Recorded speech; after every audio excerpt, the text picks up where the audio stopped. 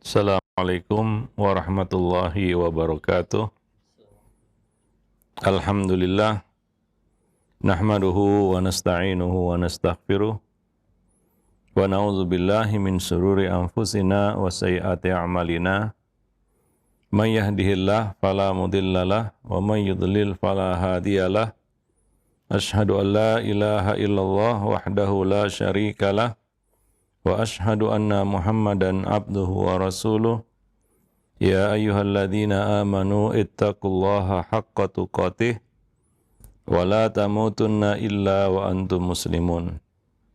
Amma ba'du fa inna ahsanal kalami kalamullah wa khairal huda huda Rasulillah sallallahu alaihi wasallam wa syarrul umur muhdatsatuha wa kullu muhdatsatin bid'ah wa kullu bid'atin dhalalah wa kullu dhalalatin finnar. Ma'asyiral muslimin wal muslimat, para pemerhati roja yang dimuliakan Allah. Pertama-tama kita bersyukur pada Allah Subhanahu wa taala pada kesempatan pagi ini kita kembali bertemu untuk melanjutkan pembahasan yang kita ambil dari buku Mendidik Anak Tanpa Amarah. Salawat dan salam atas Nabi kita Muhammad sallallahu alaihi wasallam, keluarga beliau, sahabat beliau, dan umat beliau sampai hari kemudian.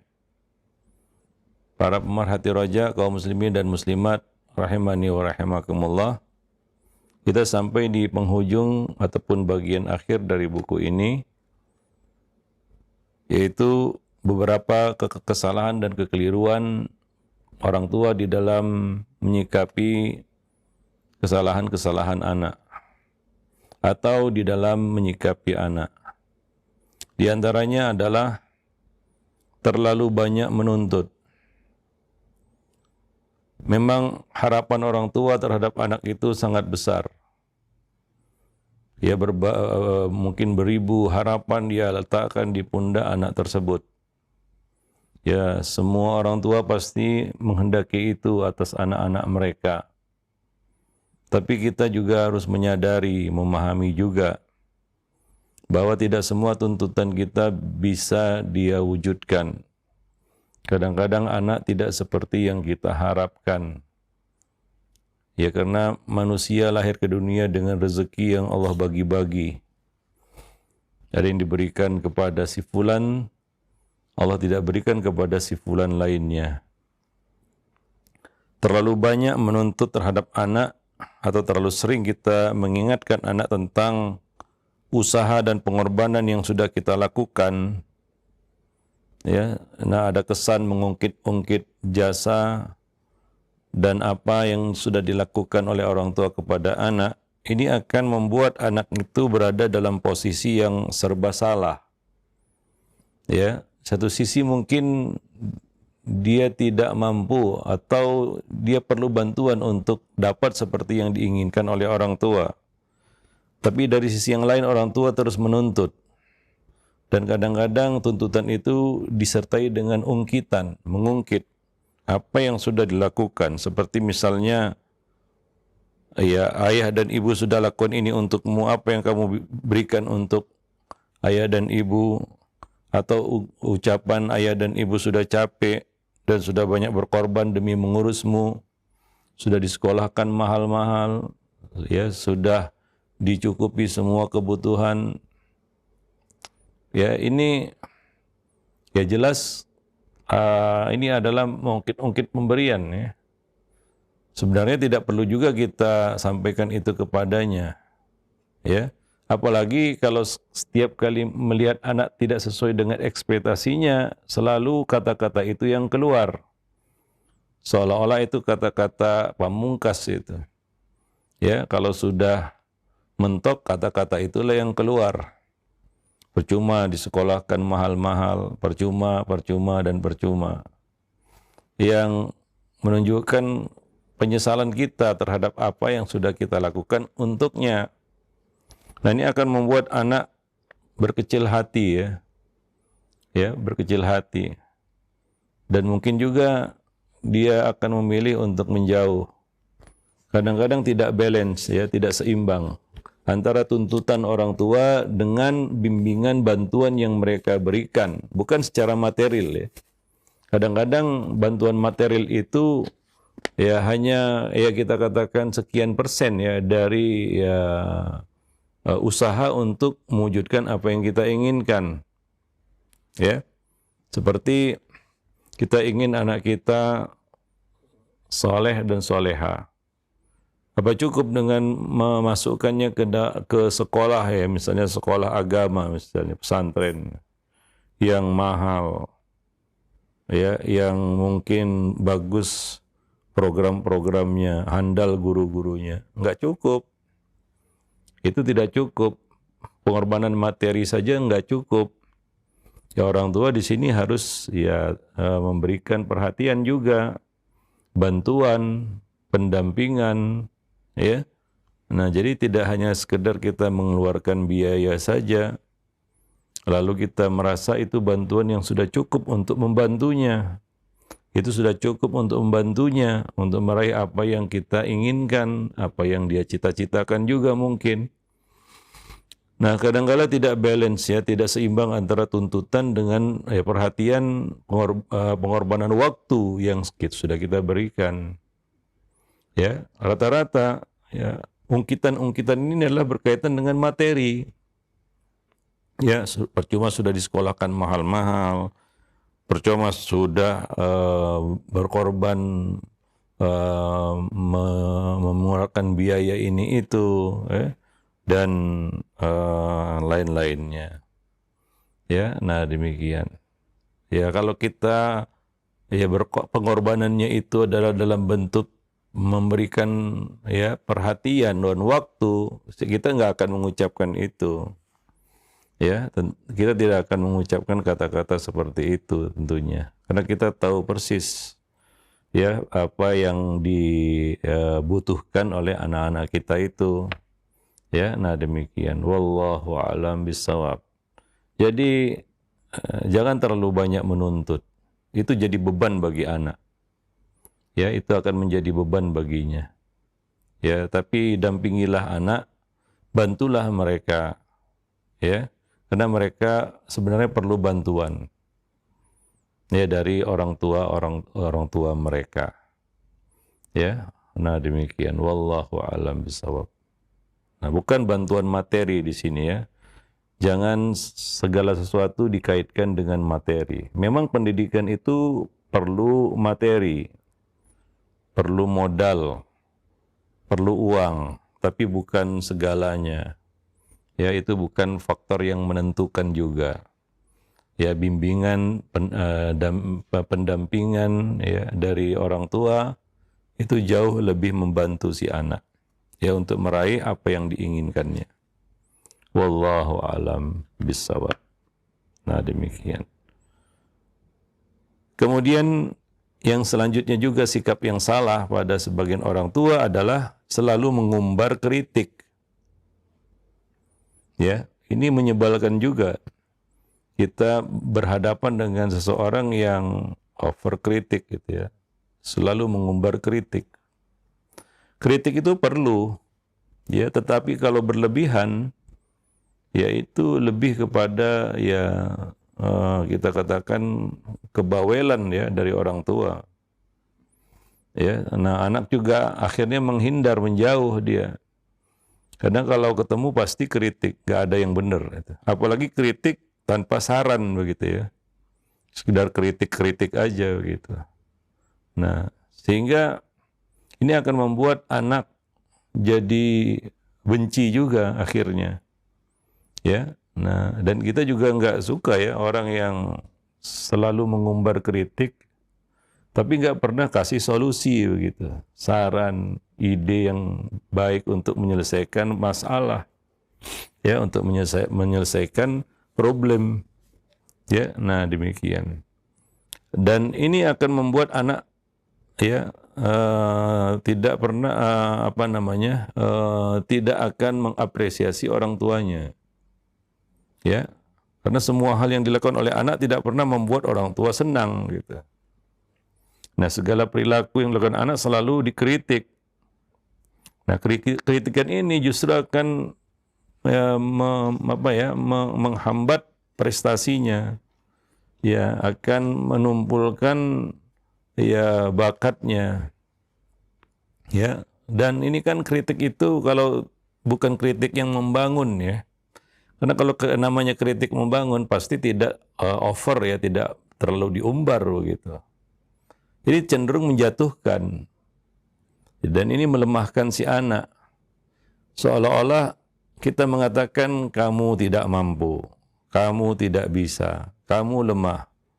Itu kalau sekedar hanya menyampaikan kritik. Ya, nah jadi orang tua hendaknya ya perlu membatasi ini.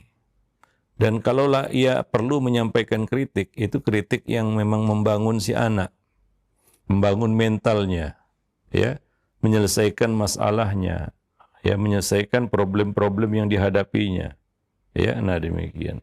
Anak yang terlalu sering dikritik itu dia akan menjadi anak yang lebih suka diam, menyendiri untuk menghindari kritikan dari orang tuanya. Ya, nah demikian. Wallahu a'lam bishawab. Nah ini juga berlaku pada para guru, ya. Ya, para guru mungkin sudah tahu ini, ya. Kalau anak murid kita selalu kita kritik, justru itu akan menghambatnya.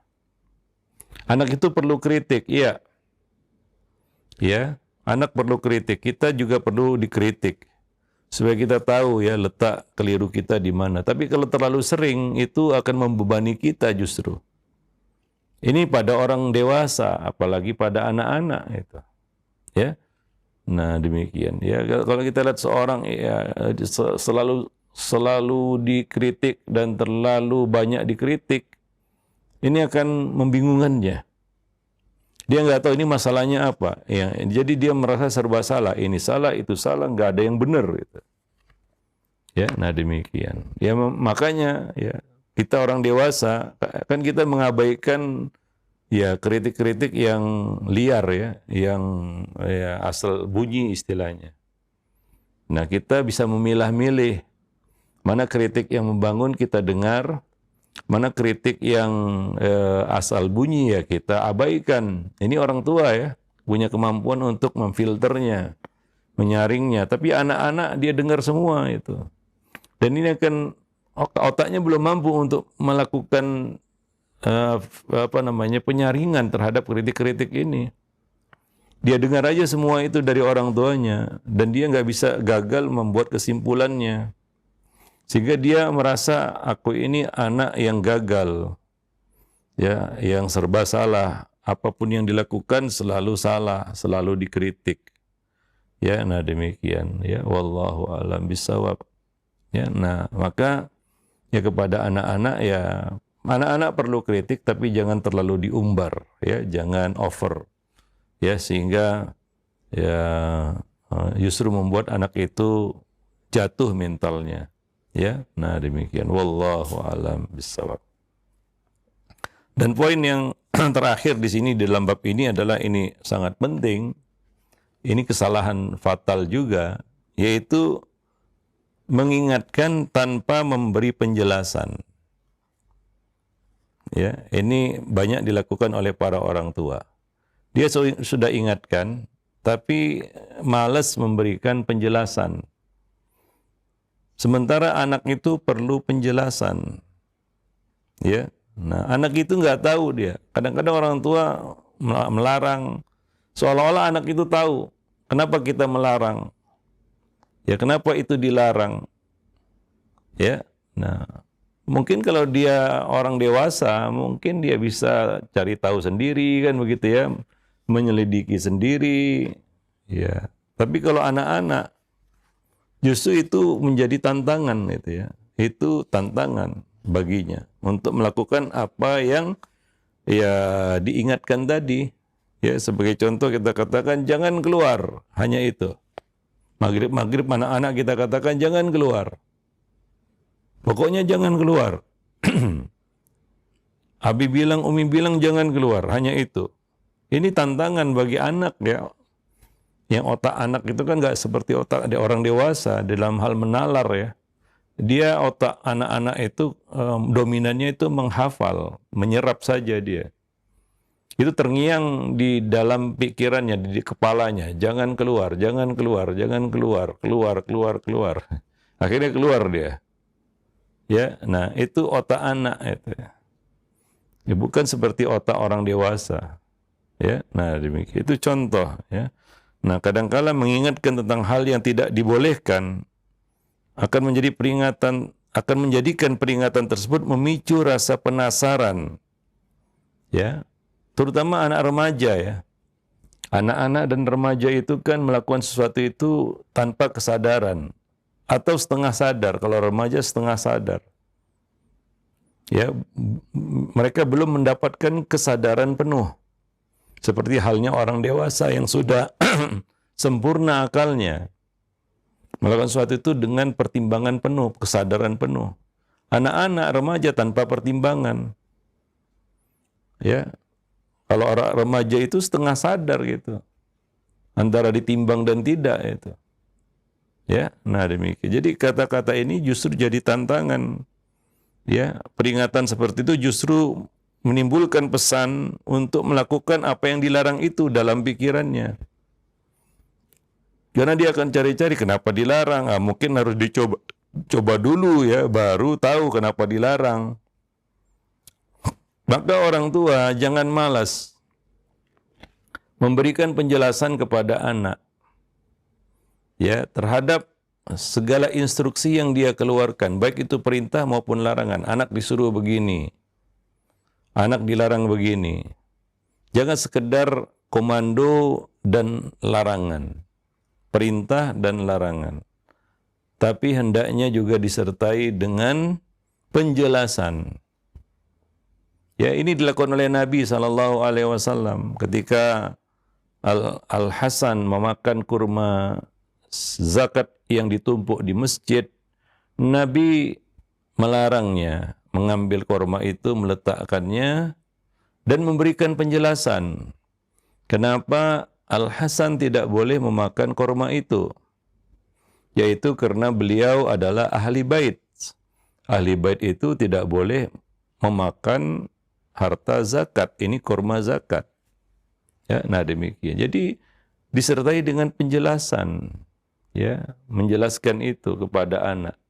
Jangan katakan anak tahu apa, nggak ngerti apa-apa dia, yang penting dilarang saja. Enggak. Ya. Justru pelajaran-pelajaran yang disampaikan waktu kecil itulah yang melekat gitu ya.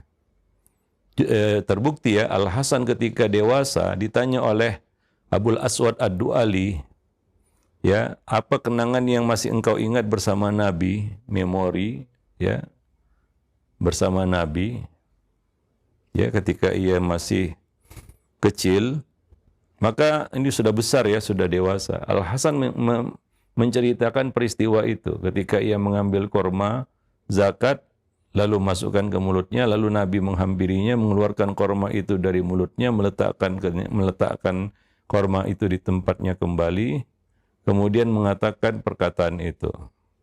Kita keluarga Muhammad ya tidak boleh memakan harta zakat.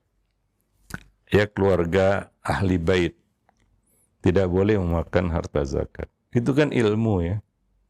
Itu juga menjelaskan alasan. Dia di samping ada alasan lain, itu bukan hak ya, yang nggak boleh diambil sebelum ya betul-betul menjadi hak kita. Ya, nah demikian. Jadi sampaikan ilmu kepada anak. Ya, jangan sekedar perintah dan larangan saja. Ya, nah demikian. Wallahu a'lam bishawab. Karena kalaulah hanya perintah dan larangan saja, ya, itu mungkin akan memungkinkan terjadinya kesalahpahaman antara orang tua dan anak. Dan memicu anak melakukan apa yang kita larang atau tidak melakukan apa yang kita perintahkan. Ya. Anak pun melakukannya atau tidak melakukannya dengan maksud untuk merespon atau menjawab tantangan atau melakukan perlawanan terhadap perintah tersebut. Ini potensi yang ada dalam diri manusia ya. Ya, manusia punya hawa nafsu.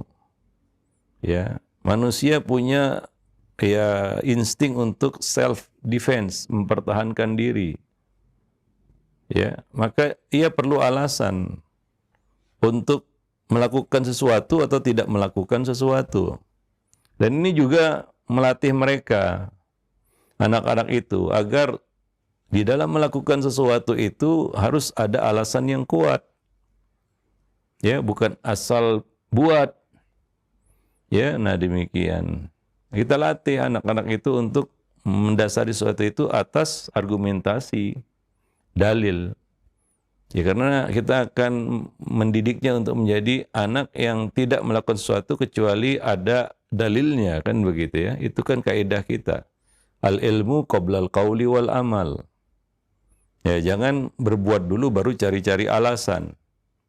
Ya, bukan seperti itu kaidahnya ya di dalam agama kita. Tapi apa? Ya, ketahui dulu dalilnya, argumentasinya, alasannya, baru lakukan. Nah, perintah dan larangan tanpa memberikan alasan ini akan membuat dia seperti itu nanti, berbuat saja. Lalu nanti baru cari dalilnya. Nah, demikian. Itu satu bentuk tarbiyah yang buruk tentunya. Ya, sementara kita melatihnya untuk apa? Untuk mendasari sesuatu itu atas ilmu. Maka orang tua itu jangan kita katakan malas ya. Malas-malasan, ogah-ogahan untuk menyampaikan alasan. Ya, Ustadz saya nggak tahu ilmunya, ya belajarlah. Ya, minimal hal-hal yang perlu kita sampaikan kepada anak. Ya, maka dari itu memang orang tua harus banyak belajar juga. Itu tuntutan ya. Pendidik ya. Ustadz saya serahkan kepada orang lain. Ya, masa semua urusan anak kita serahkan sama orang lain? Ya. Nah, enggak begitu juga. Ya, itu kan tipe orang tua yang mau lepas tangan aja. Ya, enggak semua masalah anak harus kita serahkan sama orang lain. Ya, nah sementara ya kita masih ada, orang tuanya masih ada. Nah, demikian. Wallahu alam bisawab ya. Nah, demikian. Jadi ini perkara yang sangat ya sering dilakukan oleh orang tua kita, apalagi perintah dan larangan itu disertai dengan emosi ya, amarah. Itu paling nggak bisa itu untuk memberikan alasan. Ya main pokoknya aja itu. Pokoknya Abi nggak mau tahu, Umi nggak mau tahu, harus begini, harus begitu, jangan begini, jangan begitu. Ya itu kan ya kata-kata yang mengandung unsur arogansi ya. Ya mentang-mentang jadi orang tua, main surah suruh saja, ya main larang-larang saja, ya akan timbul kesan seperti itu. Wallahu a'lam bishawab. Ya, maka coba kita kita ingin larang anak dari sesuatu misalnya, jangan keluar waktu maghrib. Itu kan ada alasannya ya. Kenapa anak-anak dilarang keluar di waktu maghrib misalnya? Ya pelajari, misalnya Nabi mengatakan setan-setan berkeliaran, atau banyak referensi yang bisa kita sampaikan ke anak yang menjadi ilmu baginya. Dan alasan-alasan ini kadang-kadang perlu diulang-ulang juga, ya, supaya melekat di kepalanya itu. Ya, kenapa dia nggak boleh begini, kenapa dia harus begini, kenapa dia harus cuci tangan, ya, setelah bangun dari tidur. Ya, Nabi juga demikian. Ya, dalam menjelaskan hukum, Nabi sering menjelaskan alasan-alasannya. Ya, itu kepada orang dewasa. Misalnya kita disuruh mencelupkan lalat yang jatuh ke atas minuman kita. Ya, kita celup. Ya, perintah Nabi, celup dia. Nabi menjelaskan alasannya karena ya setelah salah satu sayapnya itu ada racunnya, yang satu lagi ada penawarnya, maka itulah alasan kita mencelupkannya. Syariat itu dilengkapi dengan alasan-alasan kenapa kita melakukannya.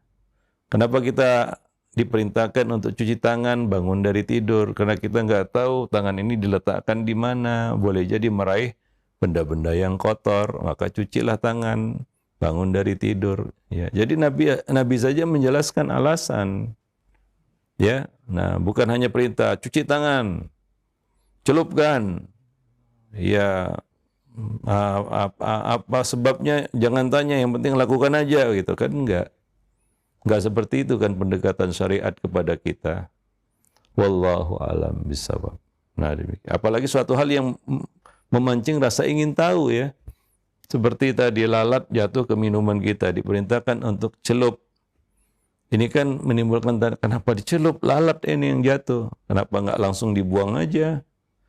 Ya, atau cara lainnya. Nabi menjelaskan alasannya. Wallahu a'lam bishawab. Apalagi anak-anak. Anak-anak itu suka sebenarnya mendengarkan ya ilmu bimbingan dari orang tua, kenapa harus begini, kenapa tidak boleh begitu. Ya, itu jadi ilmu baginya. Ini akan juga membangun kedekatan ya antara orang tua dan anak. Dia juga akan menanti ilmu dari orang tuanya, ya, penjelasan dari orang tuanya. Ya, anak itu sangat mendengar orang tua sebenarnya. Tapi kadang-kadang orang tua yang nggak mau didengar gitu ya, nggak mau memperdengarkan juga gitu ya. Wallahu alam bisawab. Nah, demikian. Jadi jangan malas. Ya, alasan utama ya orang tua tidak memberikan penjelasan kepada anak adalah malas. Kadang-kadang bukan perkara yang rumit untuk dijelaskan, tapi malas saja. Ya, kebanyakan malas. Atau alasannya nggak ada waktu. Dia mau instan aja. Ya, pendidikan kan nggak bisa instan. Ya, segala sesuatu itu harus ditapaki dia. Harus dilewati fase demi fase begitu. Nggak ada ceritanya instan dalam pendidikan ini. Karena ini latihan pendidikan itu. Latihan kan nggak instan. Sekali latihan kemudian jadi jago gitu kan nggak. Ada tahapan-tahapannya, itulah dia pendidikan. Ya, jangan cerita instan di dalam bab pendidikan itu. Perlu waktu dia. Pendidikan itu perlu waktu. Apa Nabi mendidik para sahabat instan gitu? Begitu turun Islam disampaikan kepada sahabat langsung berubah gitu kan, tidak. Perlu waktu yang lama, bertahun-tahun, bahkan puluhan tahun, ya, untuk merubah manusia itu.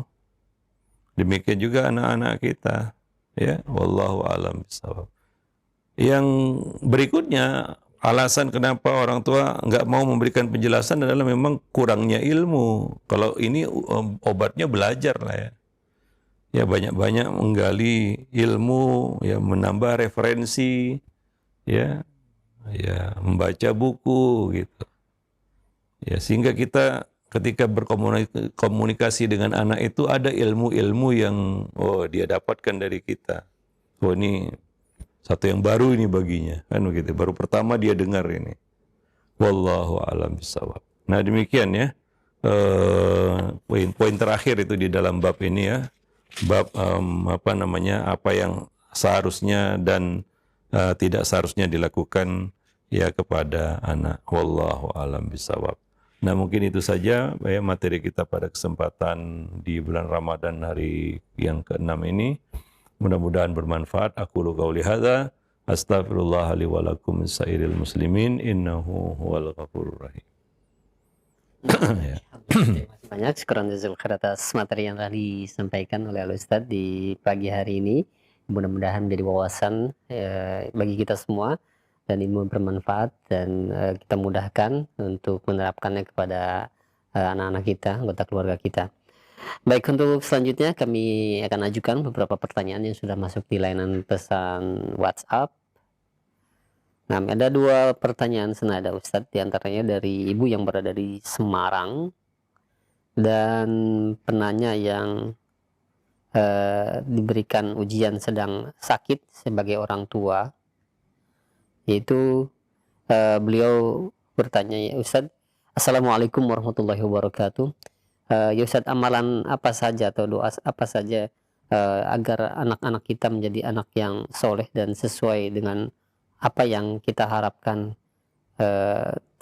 Kebetulan yang satu sedang berada di pondok, dan kami sangat khawatir dengan keadaannya yang sekarang tingkat SMA, Ustadz. Mohon nasihatnya. Ya, jadi orang tua itu nggak boleh putus-putus mendoakan anak ya. Nggak ada doa-doa lafal yang khusus begitu ya. Ada doa-doa Qur'ani, Rabbana hablana dan seterusnya ya. Tapi nggak harus itu ya. Ya, boleh saja kita berdoa itu dalam bahasa Indonesia. Ya. Nah, kalau misalnya nggak bisa dadakan, ya ditulis. Apa yang mau kita baca, yang mau kita ucapkan dalam doa. Misalnya kita mau doa nih waktu sujud. Kita nggak tahu ini ya. Ya kita karang dulu doanya dalam bahasa Indonesia. Ya kita hafalin mungkin ya. Ya lalu kita baca waktu sujud. Jadi nggak harus bahasa Arab ya. Dan nggak ada doa-doa khusus juga untuk itu. Ya, wallahu alam bisawab. Ya apalagi hal-hal yang detil gitu ya. Ya, nah kita perlu berbicara, berkomunikasi dengan Allah Subhanahu wa taala. Ya sampaikan itu, ungkapkan itu dalam bahasa yang kita mengerti. La yukallifullahu nafsan illa usaha. Kalau harus pakai bahasa Arab kan berat itu. Enggak semua orang bisa mengarang doa dalam bahasa Arab. Orang Arab sendiri saja mungkin belum tentu mampu. Apalagi kita itu bukan bahasa ibu ya. Nah, itu kan berat nanti ya. Ya, mungkin kita akan ya jadinya ujung-ujungnya nggak doa jadinya ya. Karena nggak tahu apa yang harus diucapkan dalam bahasa Arab. Tapi kalau bahasa Indonesia kan nggak mungkin kita nggak bisa mengungkapkannya ya. Berdoa kepada Allah Subhanahu wa taala. Itu ikhtiar ya. Salah satu ikhtiar, bahkan ikhtiar terbesar kita adalah salah satunya doa. Ya, jangan lupa juga setelah itu ya lakukanlah apa yang harus semestinya kita lakukan sebagai orang tua. Ya. Nah, kita harus terlibat. Kita harus jadi aktor utama, pemeran utama di dalam pendidikan kepada anak-anak kita. Apalagi remaja, ini ditanyakan remaja SMA lagi, itu masa-masa puncak remaja itu. Mendidik remaja ini sangat berat ya. Sangat sulit sebenarnya. Ya, perlu perhatian dan terus ditempel ya. Ini masa-masa menjelang dia dewasa gitu. Ya, dia di persimpangan jalan. Remaja ini adalah manusia makhluk yang melakukan sesuatu itu setengah sadar. Seperti orang mabuk. Ya, setengah sadar gitu. Itu kebanyakan remaja. Seperti itu. Jadi sangat membutuhkan bimbingan dari pendidiknya. Mulai dari orang tuanya dan guru-gurunya. Maka dari itu remaja ini kan sangat dipengaruhi dengan lingkungan pergaulannya. Ya, maka perhatikan lingkungan pergaulannya.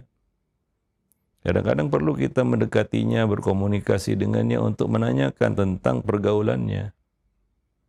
Ya, nah demikian. Karena remaja itu rata-rata yang bermasalah itu adalah remaja korban pergaulan.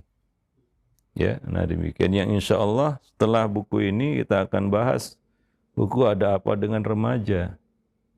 Ya, nah enggak mudah memang menghadapi remaja, harus sabar-sabar.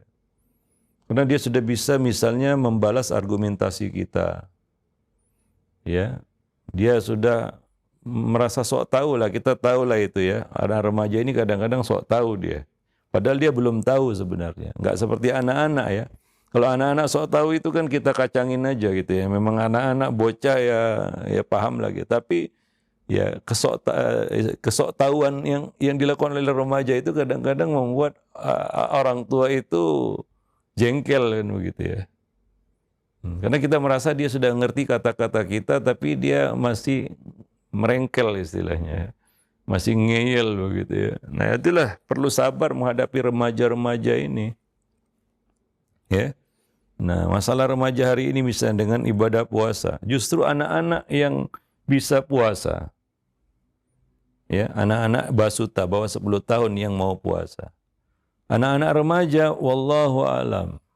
Ya, coba perhatikan anak-anak remaja kita, mau puasa enggak dia? Ada juga banyak anak-anak remaja justru anak remaja yang enggak puasa. Daripada bocah-bocah kecil ya, anak-anak kecil basuta yang masih mungkin latihan puasa, tapi puasa dia. Justru anak remaja yang dia di kalangan mereka yang kadang-kadang yang puasa dibully. Itu kita saksikan sendiri. Di antara mereka ngomong, kamu puasa, wah kamu bodoh kali puasa. Gitu. Seperti itu di kalangan remaja itu. Hari ini gitu. Yang puasa itu dibully di kalangan remaja. Ya, nah ini yang kadang-kadang ya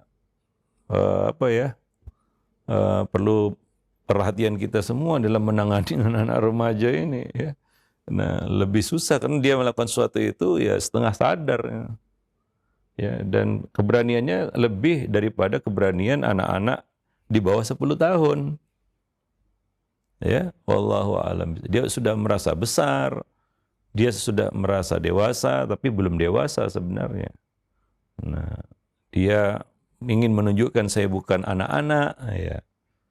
Ya, dia ingin menunjukkan saya ini sudah dewasa tapi ya, semua itu belum seperti itu gitu ya. Dia memang bukan anak-anak lagi iya, tapi dia dikatakan dewasa belum.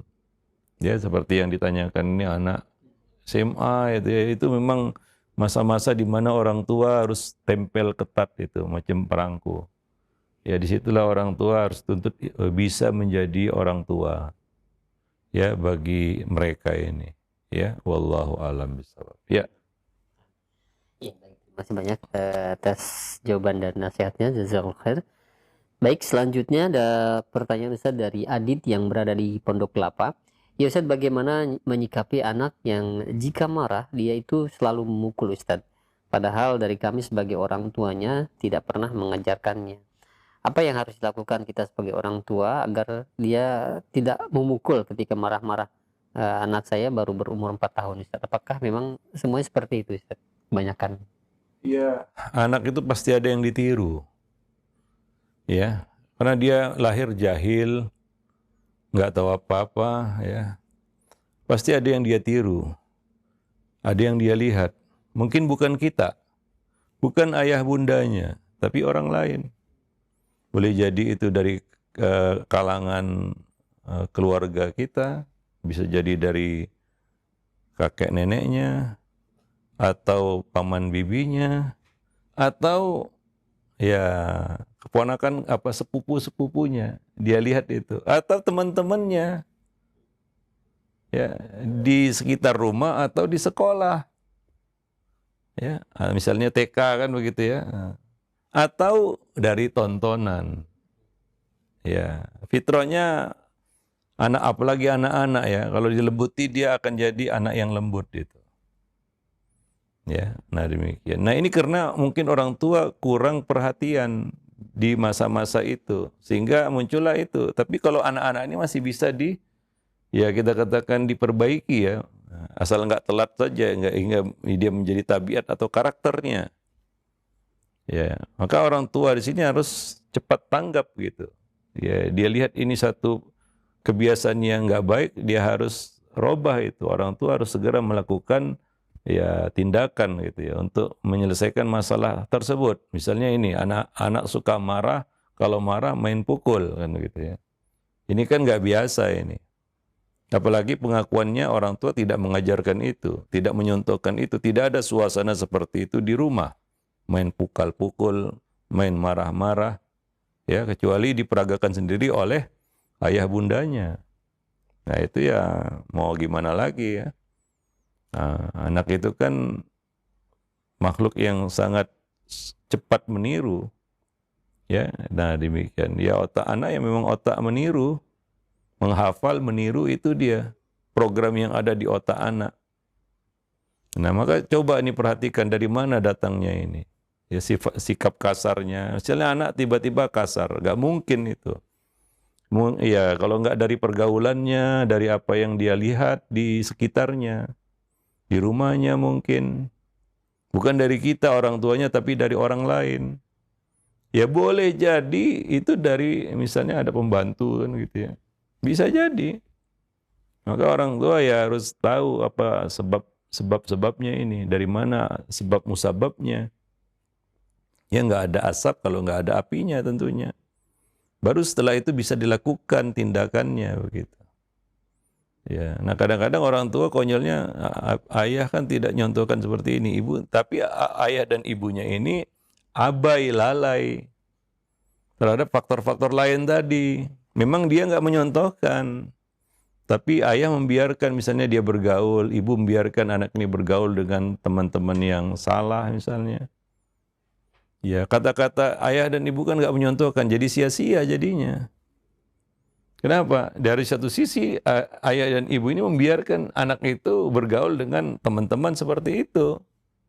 Atau membiarkan misalnya lingkungan keluarga ayah, kakek, nenek, paman, bibinya seperti itu. Ya, nah demikian. Wallahu a'lam bishawab. Ya, nah jadi ya kalau anak-anak masih belum telat ya, masih bisa dipoles, masih bisa diluruskan karena fitrahnya itu masih murni ya. Ya, masih bisa kita dekati dan kita. Tapi ya satu sebabnya harus disingkirkan gitu. Ya, misalnya karena pergaulan, ya gimana pun apa yang kita lakukan kalau masih ya dia bergaul dengan teman-teman seperti itu atau yang dia tonton adalah pemandangan seperti itu ya, sikap-sikap seperti itu ya, internet itu kan dunia maya ini kan semua dilihat, ditonton. Apa-apa yang nggak baik pun dilihat dan ditonton kan begitu ya. Wallahu a'lam bishawab. Nah, demikian. Terima kasih banyak sekarang atas jawaban dan nasihatnya. Mudah-mudahan bermanfaat. Dan selanjutnya ada pertanyaan kembali Ustaz.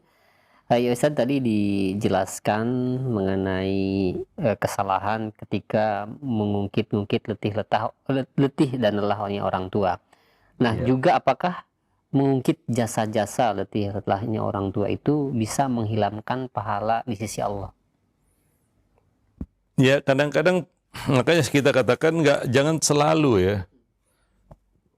Ya, jangan selalu. Kadang-kadang perlu untuk menjelaskan. Tapi kalau selalu ketika menghadapi anak itu yang keluar kan gitu ya. Itu senjata pamungkasnya ya. Itu kata-kata mutiaranya. Kalau sudah berhadapan dengan anak, sudah mentok, itulah yang dikatakan. Nah, ini akan menimbulkan kesan bahwa kita itu apa ya? Kurang ikhlas ya. Melakukan itu semua begitu. Ya, atau ada apa ya kita katakan yang disebut dengan manan gitu ya. Ungkit-ungkit pemberian yang sudah kita berikan, sudah kita lakukan untuk mereka gitu ya. Itu kan ya seolah-olah ya anak itu akan menangkap satu makna ya bahwa ya semua yang dilakukan orang tua itu harus dibayar tunai begitu. Ya. Nah, demikian. Itu jadi beban baginya itu. Bagi anak itu akan jadi beban itu ya. Jadi pikirannya gitu. Wallahu a'lam bishawab. Ya, mengenai apakah itu termasuk manan yang bisa merusak pahala kita? Ya, wallahu a'lam, bisa jadi. Ya, nah bisa jadi itu termasuk manan ya, menyebut-nyebut pemberian. Ya, apalagi selalu diucapkan kalau berhadapan dengan anak. Ya kita aja lah, ya ada orang yang berjasa sama kita, tapi kalau ketemu atau apa dia selalu ungkit-ungkit itu. Ya, itu kan ya apa ya? Kita juga nggak suka ya. Ya, kebaikan-kebaikan seperti itu diceritakan lagi ya gini gitu kan, seolah-olah ya kita belum memberikan balasan yang baik kepadanya kan begitu. Wallahu a'lam bishawab. Nah, demikian. Ya kadang-kadang juga nggak nyambung antara apa yang diungkit-ungkit ini dengan apa masalah anak. Nggak nyambung itu. Ya anak misalnya kesulitan belajar ya. Lalu orang tua mengatakan percuma udah dileskan sana sini ya. Ini kan nggak nyambung itu. Si anak ada masalah karena ketidakmampuan dia perlu bantuan sebenarnya. Bukan kata-kata itu yang kata-katanya jadi konyol jadinya. Anak pun bingung jadinya. Ya sebenarnya dia ingin teriak, saya ini perlu dibantu ya Bu. Susah untuk menjadi seperti yang diinginkan oleh orang tua kan begitu ya. Nah, jadi soleh itu kan berat juga kan gitu ya. Nah, itu kan harapan-harapan yang terlalu besar yang kita gantungkan di leher anak. Kita bebankan di pundak anak. Ya kalau itu harapan besar, ya tentunya itu perlu bantuan. Sudah, ya tinggalkan kata-kata seperti itu. Fokus membantu anak. Apa sih masalahnya? Coba didata dulu. Ya, ini masalahnya di mana, kesulitannya di mana, apa yang membuat dia nggak bisa, apa yang membuat dia tidak bisa melakukan atau mewujudkan apa yang kita inginkan atas dirinya. Dia perlu bantuan anak itu ya, dibantu dia. Ya, nah dan anak-anak itu akan merasa senang kalau dibantu sama orang tua, begitu ya. Daripada mendengar kata-kata itu dari orang tuanya. Ya, wallahu a'lam bishawab. Ya, tapi susah kan, ini masalahnya kan orang tua membantu anak itu tadi ya kita sebutkan. Dia merasa bantuan itu materi aja.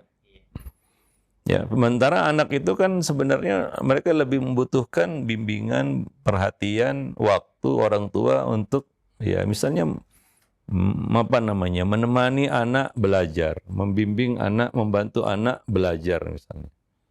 Ya, atau masalah apapun lah yang sedang dia hadapi. Lalu orang tua hadir di samping anak memberikan bantuan. Bukan hanya support ya, tapi bantuan yang nyata gitu ya.